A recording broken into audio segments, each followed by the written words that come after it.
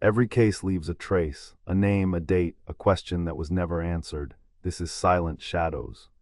Imagine Nassau in the early hours of July 8, 1943.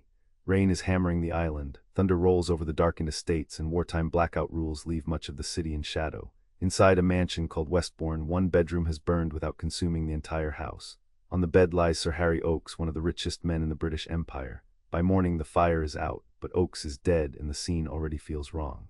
The man who finds him is Harold Christie, a prominent Bahamian businessman and a guest at Westbourne that night. Christie later says he went to wake Oakes and discovered the burned bedroom. The 68-year-old millionaire is lying on a charred bed, surrounded by signs of violence and fire. This is not an accidental death during a storm. 4 severe wounds have been inflicted on Oakes's head, and investigators conclude that the blaze was deliberately started after the attack. So who was Sir Harry Oakes, and why did his death become one of the most disputed murder cases of the 20th century? He had been born in Maine in 1874, far from the tropical island where his life would end. As a young man, he chased rumors of gold across the world. For years, success stayed just beyond reach. Then in northern Ontario, Oakes found the deposit that transformed him from an exhausted prospector into an enormously wealthy mine owner. His Lake Shore mine became one of the great gold-producing properties of its era. Oakes built a fortune measured in many millions of dollars, an almost unimaginable sum at the time. He was not known as an easy or polished man. Accounts often describe him as forceful, suspicious, stubborn, and accustomed to controlling his surroundings.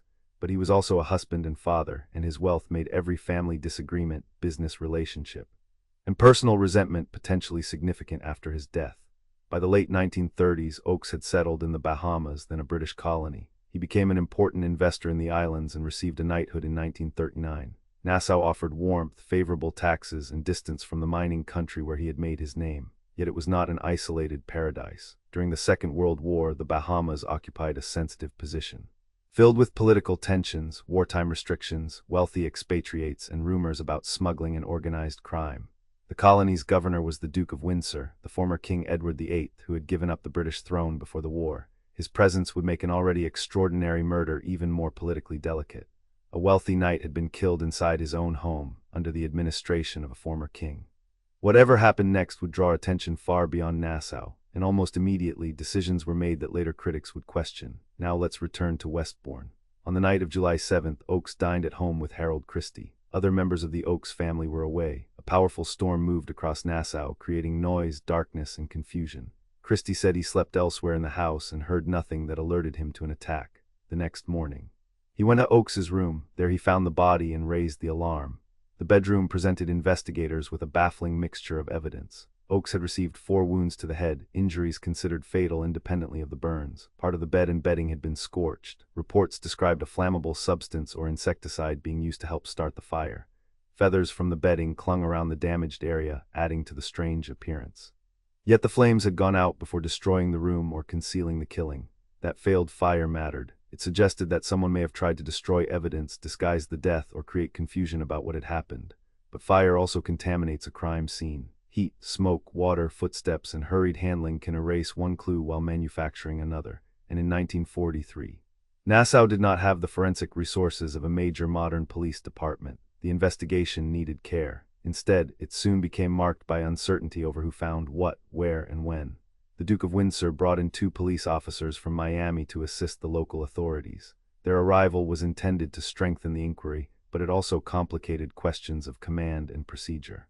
The visiting officers focused quickly on a member of Oakes's own family circle, Alfred de Marigny, a French-born aristocrat who had married Oakes's daughter Nancy. Oakes had strongly disapproved of the marriage, and the relationship between the 2 men was openly hostile. De Marigny was charismatic, socially connected, and controversial. To investigators looking for a motive, the family conflict appeared promising.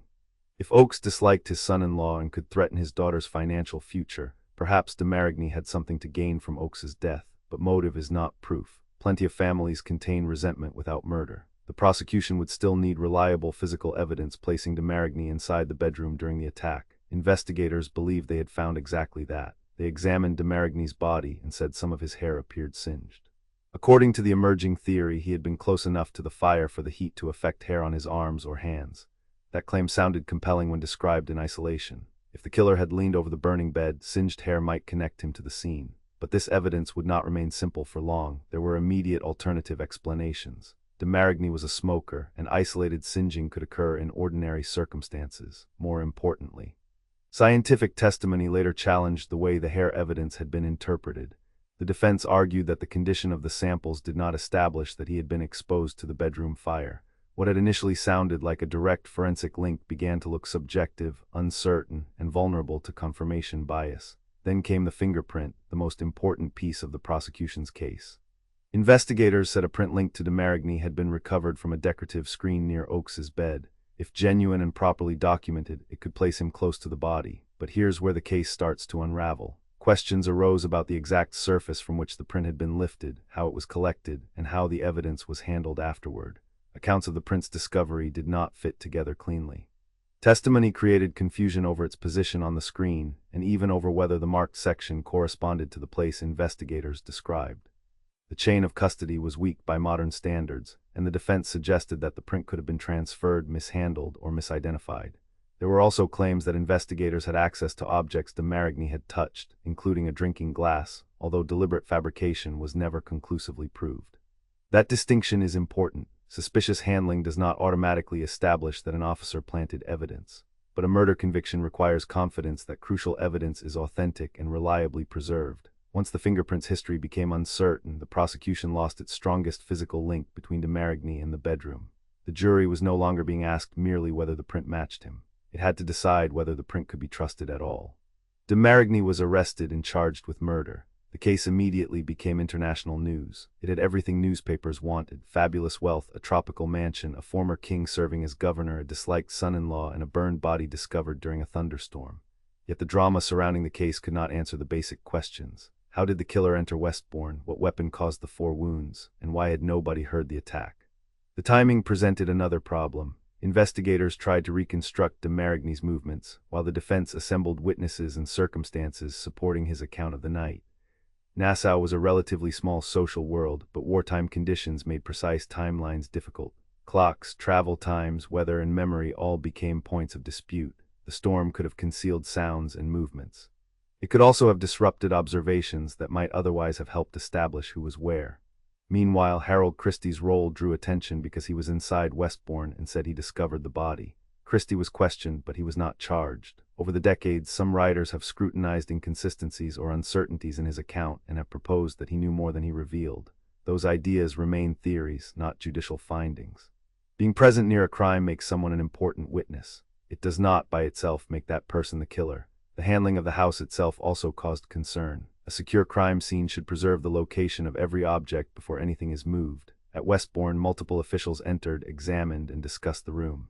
Documentation was incomplete, and jurisdiction was divided among local authorities and the visiting Miami officers. Every gap created room for later argument. Was an item moved innocently? Was a mark overlooked? Was a witness remembering the original scene or a version altered by investigators? The trial began in Nassau in October of 1943. The prosecution presented family hostility, the allegedly singed hair, and the fingerprint from the screen as parts of one coherent story. De Marigny, it argued, had both motive and physical contact with the murder scene. Defense attacked each part separately. Hostility did not prove murder. The hair findings were scientifically questionable, and the fingerprint without a dependable origin and chain of custody could not safely support a conviction. Expert testimony proved especially damaging to the prosecution. The hair evidence did not provide the clear forensic certainty investigators had implied. Under examination, the difference between observation and interpretation became obvious. A hair might appear altered, but when had that happened? What caused it? Could ordinary flame exposure explain it? Could the testing process itself affect the sample? The answers were not strong enough to place de Marigny beside Oakes's burning bed beyond a reasonable doubt. The fingerprint evidence suffered an even more serious collapse. Witnesses struggled to provide a consistent account of the print's location and handling. A print is often treated as uniquely persuasive. An identification can indeed be powerful, but context matters. A perfectly matched print is useless if nobody can establish where it truly came from. The defense did not have to solve the mystery of the print. It only had to show that the prosecution's explanation was unreliable. Nancy Oakes supported her husband during the proceedings, placing the murdered man's daughter in a painful position. She had lost her father violently. Yet she believed the authorities were prosecuting the wrong person. That family division added emotional weight to the courtroom, but the verdict had to turn on evidence. After weeks of testimony, the jury considered whether the prosecution had proved that de Marigny entered Westbourne, attacked Oakes, and attempted to burn the body. In November of 1943, Alfred de Marigny was acquitted. The verdict meant the jury was not convinced of his guilt beyond a reasonable doubt. It did not identify another killer, and it did not explain the damaged evidence.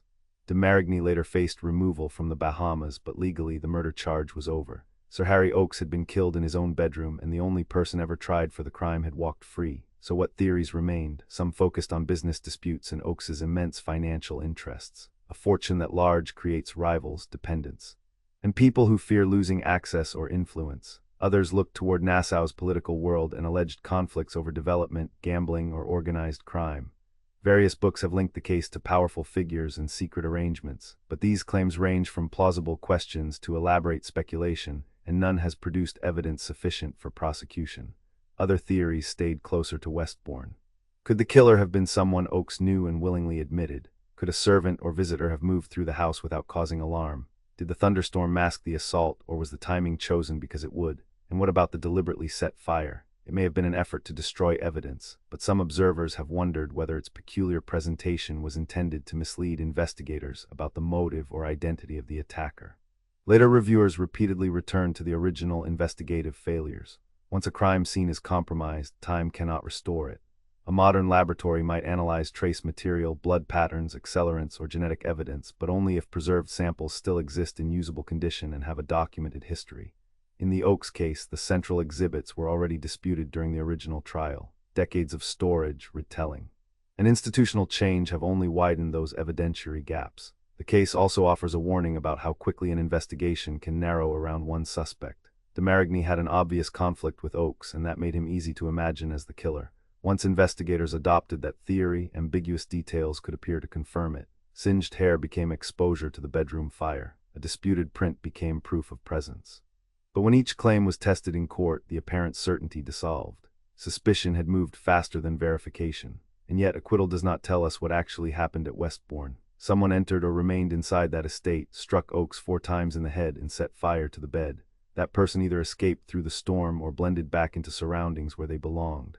The killer left behind a scene dramatic enough to attract worldwide attention, but not enough reliable evidence to establish identity. That contradiction is what has kept the case alive for generations. Sir Harry Oakes's wealth could purchase mines, estates, influence, and a title. It could not guarantee competent justice after his death.